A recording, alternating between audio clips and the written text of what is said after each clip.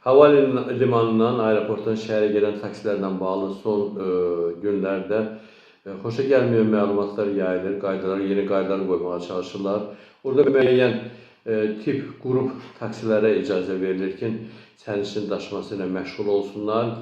Digər taksi şirkətlərinin havaalanına, aeroporta daxil olmasına icazə verilir. Onlar aeroportdan kənarda dayana bilərlər. Orada da deyək ki, insanlar üçün, müştərilər üçün, sərnişinlər üçün o yolu qət edib, aeroportdan kənara çıxıb taksilərə oturmaq əlavə çətinlik yaradır və aeroportun özündən içəridən işləyən taksilər də həddindən artıq baha qiymətləridir. 40-50 manata bəlkə də o hesablamalara gəlir, müxtəlif hesablamalar var ortaya.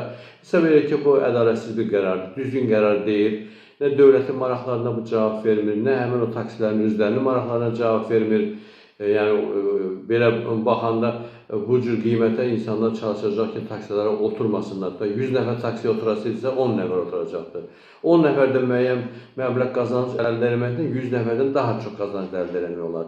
Digər taksilərin hüquqları pozulur burada. Monopoliya, inhisarçılıq özünü göstərir burada. Azərbaycan dövlət başçısı dəfələrlə bildirib inhisarçılığa qarşı, monopolist hərəkətlərə qarşı müxtəlif sahələrdə fəaliyyət göstərilir, tədbirlər görülür. İndi burada da təzədən bu sahədə də, taksi sahəsində bu cür addımın atılması hesab edir ki, düzgün deyil.